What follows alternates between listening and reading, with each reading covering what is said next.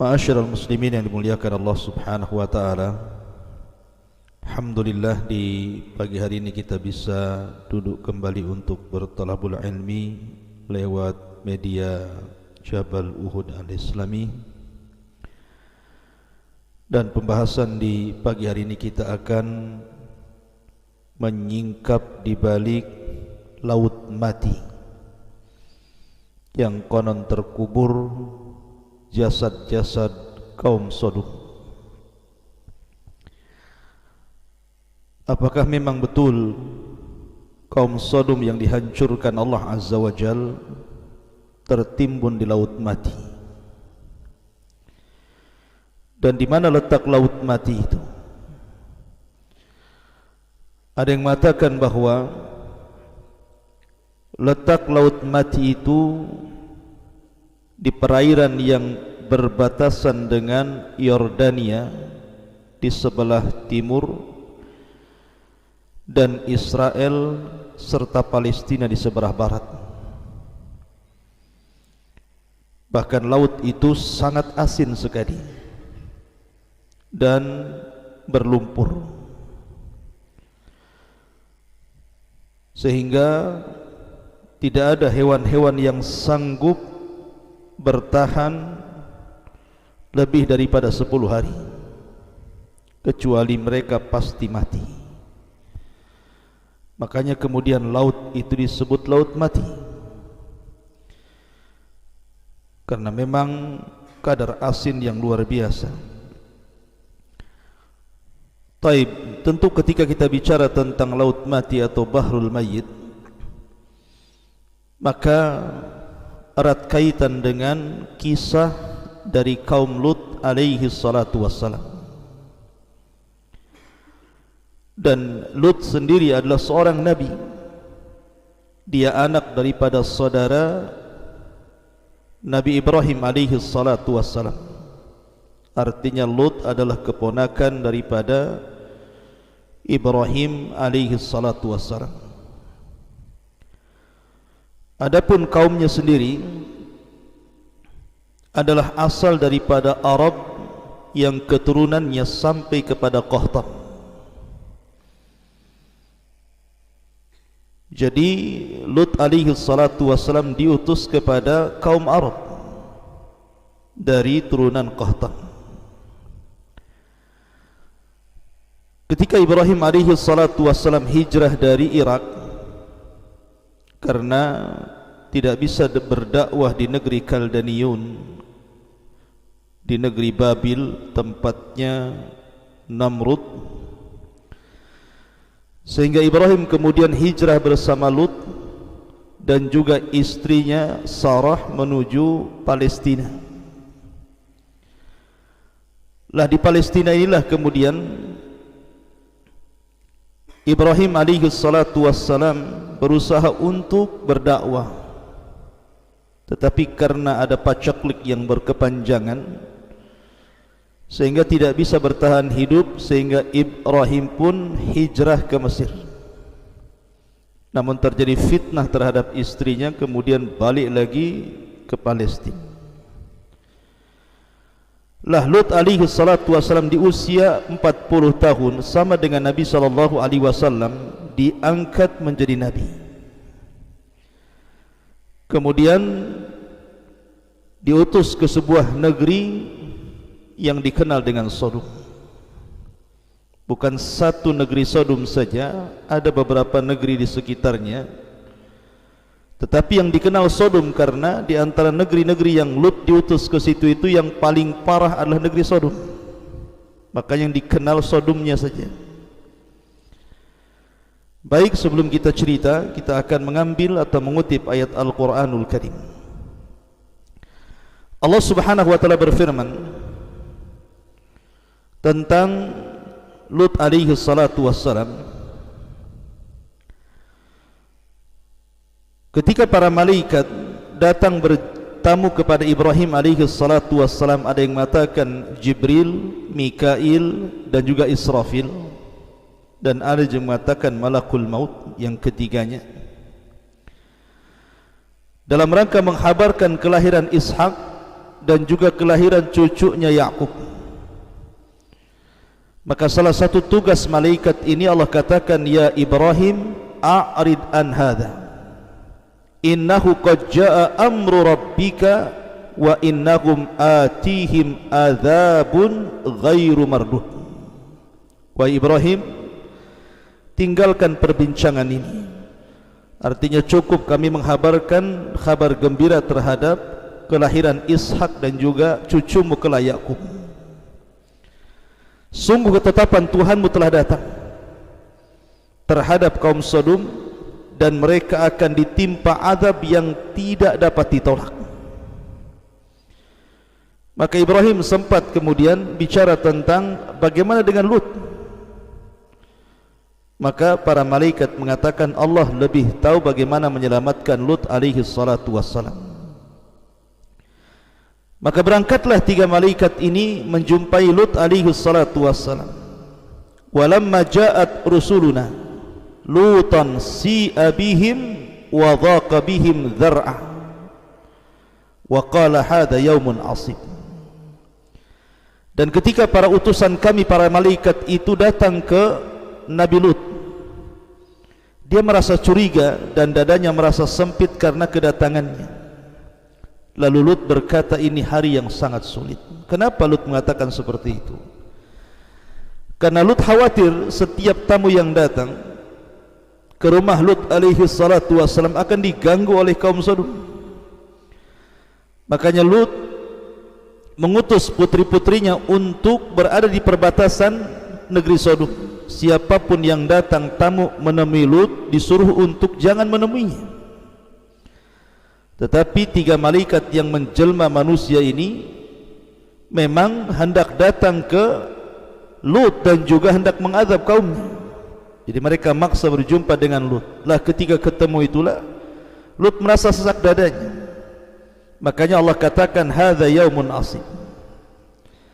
Apalagi istrinya Lut ini adalah wanita pengkhianat yang Allah subhanahu wa ta'ala jadi percontohan bagi wanita-wanita kafir. Wa dharaballahu masalan lilladzina kafaru imra'ata Nuhin wa imra'ata Lut.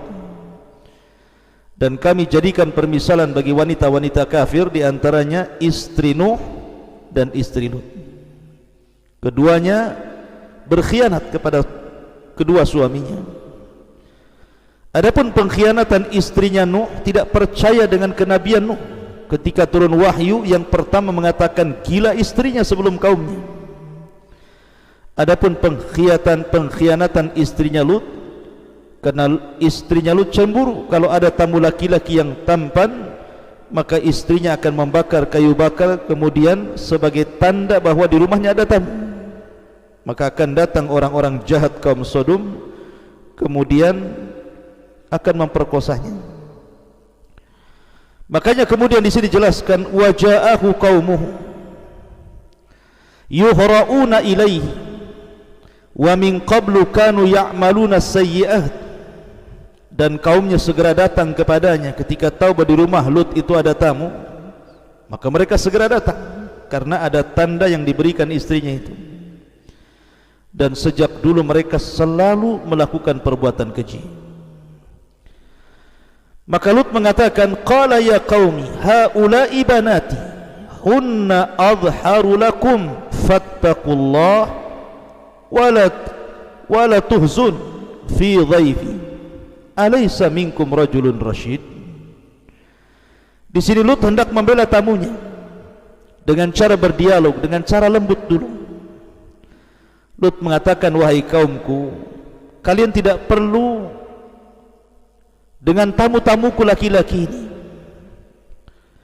Cukup dengan putri-putriku saja. Kalau kalian mau menikah, menikahi putri-putriku. Mereka lebih suci bagi kamu. Tentu yang dimaksud putri-putri di sini bukan putri-putrinya Lut saja, tapi seluruh wanita-wanita Sodom dan wanita-wanita sekitarnya, karena Nabi itu ibarat bapak bagi anak-anak putri kaumnya. Artinya seolah-olah Lut mengatakan wanita-wanita banyak, kenapa yang kalian cari laki-laki? Mereka lebih suci bagi kalian. Bertakwalah kepada Allah dan janganlah kalian mencemarkan nama baikku. terhadap tamu-tamuku ini. Tidakkah di antara kalian ada orang yang bijak? Kenapa semua jadi jahat? Tapi mereka mengatakan, qalu laqad alimta ma lana fi banatika fi haqq wa innaka la ta'lamu ma nurid. Mereka malah menjawab, sesungguhnya engkau pasti tahu bahwa kami tidak mempunyai keinginan ataupun syahwat terhadap anak perempuan, dan engkau tahu, mengetahui apa yang sebenarnya kami kehendaki.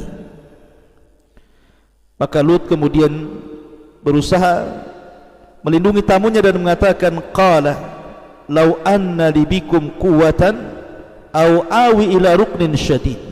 Sekiranya aku mempunyai kekuatan untuk menolak kalian, tentu aku dapat berlindung kepada keluarga yang kuat. Tentu aku akan lakukan itu demi membela tamu-tamunya. Ma'asyiral muslimin yang dimuliakan Allah Subhanahu wa taala, tetapi mereka maksa sampai pintu itu didobrak. Tapi Lut berusaha mendorongnya untuk supaya mereka tidak masuk ke rumah Lut itu. Melihat percakapan Lut dengan kaumnya dan keras hatinya kaumnya kepada Lut untuk mengambil tamu-tamu itu, mereka tidak tahu bahwa tamu-tamu itu adalah para malaikat.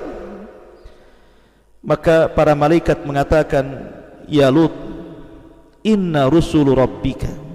Wahai Lut, tenang saja, kami ini utusan Allah, utusan Rabb. Lan yasilu ilaika fa asri bi ahlika bi qit'in minal laili. Mereka tidak dapat mengganggu kamu, sebab itu pergilah ajak keluargamu pada akhir malam. Wala yaltafit minkum ahadun illa imra'atak. Syaratnya, jangan ada seorang pun di antara kamu ketika meninggalkan rumah ini menoleh ke belakang, kecuali istrimu. Jadi maksudnya begini, Lut ini berusaha kemudian mempersiapkan diri karena malam hari itu harus pergi dari rumah itu bersama anak-anaknya dan juga istrinya diajak. Tetapi Lut hanya memberitahu kepada anak-anaknya, nanti kalau kita berangkat dari rumah ini jangan menoleh ke belakang. Lah kata-kata Lut ini tidak diberitahu kepada istrinya karena tahu istrinya kufur, tetapi tetap diajak. Kemudian innahu musibuha ma asabahu inna mau'idahumus subh alaysa subhu biqarib. Sungguh dia, maksudnya istrinya, akan ditimpa siksa yang juga menimpa mereka. Sesungguhnya saat terjadinya siksa itu mendekati waktu subuh. Bukankah subuh sudah dekat? Segera kau pergi. Maka Lut pun bergegas dengan anak-anak wanitanya dan juga istrinya berangkat. Allah mengatakan, falamma jaa amruna ja'alna 'aliyaha safilaha wa amtarna 'alaiha hijaratan min sijil mandud. Maka ketika keputusan kami datang, kami menjungkir balikkan negeri kaum Lut dan kami hujani mereka bertubi-tubi dengan batu dari tanah yang terbakar. Musawwamatan 'inda rabbik wa ma hiya minadh dhalimin biba'id. Yang diberi tanda oleh Tuhanmu dan siksaan itu tiadalah jauh bagi orang-orang yang zalim. Jadi ketika Lut alaihi salatu wassalam sudah meninggalkan rumahnya dan juga kaumnya bersama putrinya, tiba-tiba Jibril datang. Pertama azab yang diberikan kaum Lut adalah tiba-tiba Jibril kemudian merubah wujudnya, kemudian mengepas sayapnya satu kali sehingga orang-orang yang di sekitar Lut, orang-orang jahat itu, semua matanya keluar dari tempatnya. Dan ini hanya khusus orang-orang yang mengepung rumah Lut itu saja. Kemudian setelah itu dia menancapkan sayapnya, ditancapkannya dalam-dalam. Kemudian diangkatlah negeri Sodom dan negeri-negeri yang akhlaknya sama dengan Sodom ke langit. Kemudian mereka dihujani dengan batu meteor sehingga mereka mati sebelum mereka dihempaskan ke bumi. Kemudian setelah itu dibaliklah kota Sodom itu, kemudian dihampaskan ke bumi. Saking dahsyatnya akhirnya cekunglah bumi, dan jasad-jasad kaum Sodom dibalik itu kemudian akhirnya menjadi sebuah danau yang orang-orang menyebutnya Bahrul Mayyit. Di sini cerita dimulai, akhirnya menjadi laut mati. Ma'asyiral muslimin yang dimuliakan Allah Subhanahu wa taala, apa sebenarnya dosa kaum Lut itu? Kenapa sedemikian parah Allah Subhanahu wa taala mengadab mereka? Bahkan tidak ada kaum yang dicela seperti kaum Lut di dalam Al-Quran, secela-celanya dengan berbagai macam celaan dari Allah Subhanahu wa taala. Pertama, kaum Lut itu mereka adalah seorang musyrik, mereka menyembah berhala, dan Lut berusaha untuk mengembalikan mereka ke dalam tauhid, tetapi mereka enggan. Dari segi akidah mereka rusak. Kemudian yang kedua, kaum Lut ini juga dari segi akhlak, mereka sangat buruk sekali, karena mereka qad atar rijala bi syahwatin fahishatin kama ya'tin nisa. Mereka suka laki-laki dengan syahwat yang sangat buruk sekali. Artinya mereka juga suka dengan perempuan, tetapi mereka lebih suka dengan laki-laki. Dan inilah pencetus pertama sejarah LGBT. Sejarah LGBT pertama itu dilakukan oleh kaum Lut, kaum Sodom. Mereka lah yang memulakan perbuatan keji ini. Kemudian yang ketiga, mereka suka berjudi dan suka mencela sebagian lain dengan sebagian yang lainnya, dan mereka tasyabbuhur rijal fi asril asir bin nisa. Mereka juga tasyabbuh, dandanan mereka seolah-olah laki-laki seperti perempuan. Kemudian juga mereka quta'ut turq, suka mencuri, merampok, garong, dan mereka tidak punya akhlak dalam majlis-majlis. Sampai maaf, ketika mereka kentut pun mereka akan kentut sembarangan. Akhlak mereka rusak, mulai dari akhlak kecil sampai akhlak besar. Terkadang mereka berzina di depan mata, tidak malu.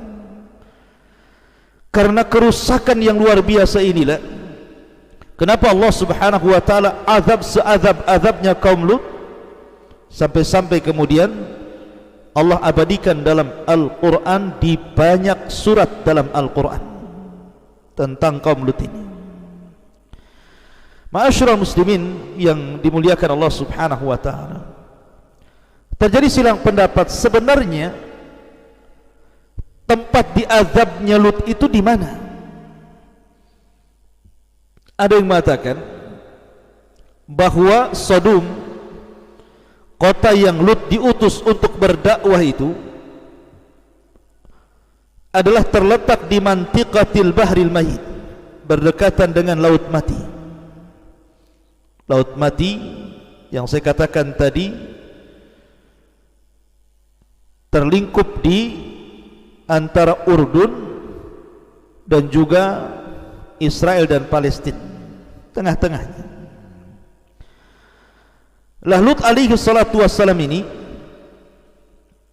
ketika datang para malaikat, memang tidak ada Al-Quran ataupun hadis yang menjelaskan tentang yang datang untuk mengadab kaum Lut itu malaikat Jibril, tidak ada.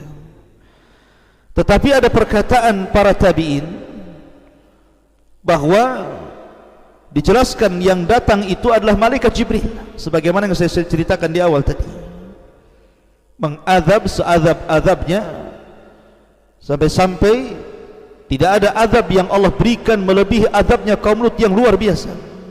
Sampai-sampai dijadikan istidlal, dalil oleh Ali bin Abi Thalib bahwa perbuatan kaum Lut kalau terjadi dan dilakukan, maka sebagai hukumannya dia dirajam sampai mati. apakah dia sudah menikah atau belum menikah. Tetapi kata Ali radhiyallahu an, bukan hanya dirajam, tetapi dibawa ke tempat yang paling tinggi, kemudian dilempar dari atas. Kalau tidak mati maka dilempari batu sampai mati. Sebegitulah Ali radhiyallahu an menghukumi orang-orang yang melakukan hukuman perbuatan kaum Lut, iyadzan billah. Ma'asyiral muslimin yang dimuliakan Allah Subhanahu wa taala. Tetapi apakah kemudian Laut Mati itu yang sekarang ma'ruf berada di perbatasan Yordania sebelah timur dan Israel dan Palestina sebelah baratnya, dan sangat asin dan berlumpur kaya mineral? Memang laut itu indah sebenarnya, tapi masalahnya banyak orang-orang yang datang ke laut itu hanya untuk mandi lumpur, kononnya untuk kesehatan. Padahal Nabi SAW sudah melarang, tidak boleh seseorang itu mendatangi tempat-tempat yang diazab. Nabi SAW bersabda, la tadkhulu ala haula'il mu'adzabin illa an takunu bakin. Janganlah kalian masuk ke negeri-negeri yang pernah diazab kecuali mereka dalam kondisi menangis. Fa illam takunu bakin fala tadkhulu alaihim. Kalau kalian tidak bisa menangis, maka jangan masuk ke tempat-tempat itu. Kenapa demikian? Dikhawatirkan tertimpa masalahnya, tertimpa azab sebagaimana yang Allah timpakan kepada mereka. Sekali lagi, bahwa apakah memang di Laut Mati tempat jasad-jasad kaum Sodom yang diazab oleh Allah Subhanahu wa taala? Allahu a'lam. Allahu a'lam, kita tidak tahu. Tetapi itu yang banyak dibicarakan oleh para ulama. Karena bagaimanapun Quran tidak menyebutkan Laut Mati, hanya menyebutkan azabnya saja. Bagaimana Allah Subhanahu wa taala mengazab kaum Lut karena mereka membantah nabinya, mereka melakukan kesyirikan dan banyak kerusakan. Dan Allah Subhanahu wa taala katakan, wa inna lutan laminal mursalin id najjaynahu wa ahlahu ajmain illa ajuzan fil ghabirin thumma dammarnal akharina wa innakum latamarruna alaihim musbihina wa bil laili afala ta'qilun. Dan sesungguhnya Lut termasuk dari kalangan para rasul. Ketika kami selamatkan dia dan keluarganya semuanya kecuali istrinya, termasuk orang-orang yang tertunda, maksudnya orang-orang yang diazab. Kemudian kami hancurkan seluruh kaum Sodom itu, dan kalian kelak akan melintasi terhadap mereka musbihina wa bil laili, di pagi dan di malam hari. Afala ta'qilun, tidakkah kalian berpikir bagaimana Allah Subhanahu wa taala mengadab mereka? Kata ahli tafsir dan juga sebagian tarikh Islami mengatakan, al-bahrul mayyit huwa makanu khasfin qura qaumi Lutin, bahwa Laut Mati itu tempat di mana terjadi azab bagi kaum Lut alaihi salatu wassalam.